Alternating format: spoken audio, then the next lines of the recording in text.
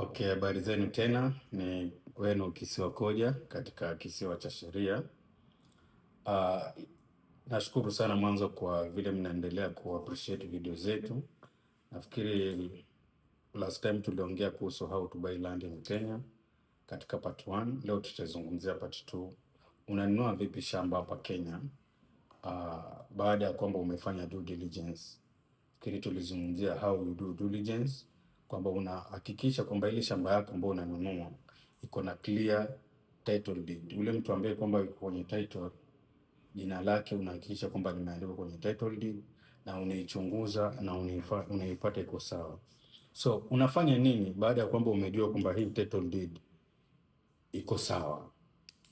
Nilisema kwamba usikimbilie kuandika mkataba, lakini baada ya wewe kufanya uchunguzi wako wote na ukaona kwamba shamba iko sawa, basi kuanzia hapo unaruhusika sasa kwenda kufanya mkataba. Na niliwashauri kwamba usiandike agreement kupitia kwa chief. Hizi agreement, tafuta mtu ambaye kwamba ni taaluma yake kama mwanasheria aweze kuandikia mkataba ambao kwamba au utakuletea matatizo hapo baadaye. Katika mkataba huko kunaandikwa mambo mengi sana, lakini leo nitazungumzia vitu vitano tu ambavyo ni muhimu sana katika mkataba au sita. Kitu cha kwanza, mkataba lazima udiscuss kina nani wanauziana au mashamba. Kwa hiyo kutakuwa na mnunuzi na kutakuwa na seller. So hapa tunazungumzia mtu ambaye kwamba ananunua. Kwa hiyo mtu ambaye ananunua, last time tuliongea kwamba unaweza andika hiyo shamba katika jina lako ama shamba ya kampuni ama NGO. So kama shamba unanunua kwa jina lako, make sure your name find its way katika hiyo title deed, tena na vile ambavyo imeandikwa kwenye kitambulisho chako. Na pia yule mnunuzi, baada ya kwamba ushahakikisha kisha kwamba jina lake limeandikwa kwenye paa. Kwa hiyo the first thing ni parties to the agreement. Kwa hiyo utazungumzia ni nani anauza na ni nani anauziwa. Cha pili, description of the property. Ile shamba ambayo kwamba unainunua ielezwe vizuri kabisa. Ni ekari ngapi unanunua? Ni size gani unanunua? Sawa sawa. Kwa sababu hapo huo ndo kunakuanga na shida. Size. Mtu ananunua ekari ngapi? Utapata mtu shamba yake anaiuza kipande, lakini kwenye title deed imeandikwa all that property. So tayari hapo kuna shida, kwa sababu hiyo property itakuwa transferred yote by the end of the day. Alafu baadaye mtakuja mtasema kwamba mnalalamika.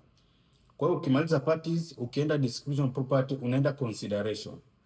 Pesa ngapi mnauziana hii shamba?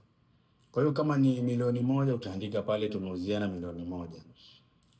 Ya nne, payment schedule. Mnauziana hiyo pesa ambayo kwamba mmekubaliana italipwa vipi? Sawa sawa. Kwa hiyo kama ni discount, ni deposit, kama ni 10%, ni 50%, vile ambavyo kwamba nyinyi mtakuwa mmeelewana katika zile terms zenu. Kwa hiyo kama shamba unanunua, unauza hiyo shamba ama unanunua, umekubaliana kwamba utalipa deposit ya 10 million. Deposit ni ya mfano 500k, kwa sababu purchase price tumesema ni 1 million. Basi ile balance italipwa kwa muda gani? Kwa miezi mingapi? Sasa hizo ni vitu ambavyo kwamba lazima mkubaliane. Na hii shamba mnauziana, kama ni lease kwa miaka mingapi, kama ni freehold, hizo zitaenda katika provision ya terms zile agreement yetu. Na muhimu kabisa ni execution, kusign ile agreement. Kwa hiyo agreement itakuwa na mambo mengi, lakini hivi vitu vitano ndo vitu muhimu.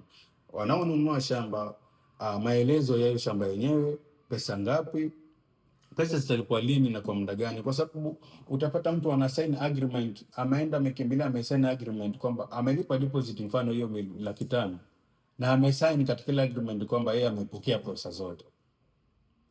Sasa ikishafanywa transfer, yule mtu asipokulipa utaenda kumlaumu nani? Kwa sababu atakuwa yeye tayari ameshapata ile shamba kwa jina lake.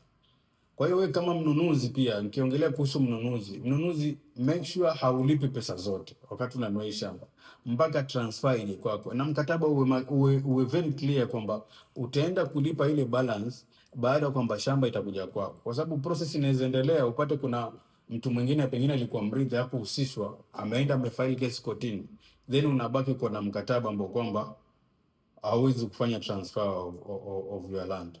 So ukishapata agreement yako, then utaenda sasa kufanya the entire process of transfer of that land, kwa sababu tumesema kuna njia nyingi za kupata shamba hapa Kenya. Kwa hiyo moja wapo ni kufanya nini? Kununua shamba. Kwa hiyo umefanya due diligence, umefanya mkataba, unaenda sasa unafanya transfer, because transfer haishi pale kwenye mkataba. Sasa sisi Wadigo tushazoea, sisi Wamijikenda, kwamba ukishakuwa na agreement basi wewe ndio uko na shamba, unatulia, una relax, mwenyewe nimenunua shamba yangu, niko na agreement yangu, we are very comfortable, aufanye kitu chochote. But ukishapata agreement yako unafaa ukajaziwe forms, transfer forms. Pale land lazima zisainiwe na wakili, ziende kwa registrar. Kuna payments ambazo kwamba utalipa, zinaitwa statutory payment. By the way, nimesahau kuna kitu kingine inaitwa valuation report. Valuation report, kama unanunua shamba pale, inaweza kukusaidia kuangalia mfano shamba za Ukunda ni pesa ngapi, shamba za Kinono ni pesa ngapi, shamba za Lungalunga ni pesa ngapi. Hii pia itakusaidia ili isiweze kupigwa. Kwa katika zile statutory payment pia kuna valuation report. Utalipa value, kufanyia valuation report. Kuna stamp duty ambayo huwa ni 2 to 4% ya zile pesa ambazo kwamba nini, ama ya value ya hiyo shamba ambayo kwamba iko pale. Na kutakuwa na other charges, mfano za kufanya registration. Haya ama hizi information nyingine zote ndogo ndogo utaelezewa pale ofisi ya land. Kwa hiyo the upshot kwamba kununua shamba, wewe mwenyewe unaweza nunua shamba bila wakili, lakini ushauri wangu ni kwamba tafuta mtu ambaye kwamba atakuongoza. Na katika kutafuta mtu ambaye atakuongoza, usirely sana na brokers, kwa sababu mabrokers wao wanaangalia tumbo lao. Watakupiga za macho, watakwambia shamba iko sawa, si iko nini, pesa ni hii. Katika agreement utaandika agreement kabisa, mimi nimeuza shamba yangu ama nanunua shamba yangu milioni 1. Kumbe kuna side deal ambayo kwamba imepangwa huko. Na katika wale ambao wanauza shamba, mimi ushauri wangu kama wale ambao wanauza portion of land, yani uuzi shamba yote, usijaribu kuenda kichwa kichwa, kwa sababu lazima uwe na mtu ambaye atakuwa anaangalia maslahi yako. Wewe utasema mimi nauza kipande hichi, alafu kwenye agreement nimeambiwa unauza shamba yote. Kwa hiyo tuweni macho sana wakati tunauza shamba na wakati tunanunua shamba. Kwa hiyo video yangu ya leo ilikuwa ni part 2 of how you complete the transaction, and it's very simple. Make sure kwamba title iko clear, unakuwa na mkataba wako mzuri, na usilipe pesa mpaka pale utakapokamilisha. Uhakikishe kwamba ile title deed iko kwa jina lako. Tena ikiwezekana tafuta recent search. Hata kama title deed umeandikisha leo katika hiyo transfer process, apply for search uone kama kweli iko kwa jina lako, na uwe na mazoea, kwa sababu tumesema hiyo sasa itakuwa ni private land. Kwa hiyo uwe na mazoea ya kuiangalia hiyo shamba kwamba bado baada ya mwaka ufanyie search uone kwamba bado iko katika jina lako. Asanteni sana kwa mada yetu ya leo. Tutegee katika segment nyingine tuone tutazungumzia kuhusu nini. Shukrani.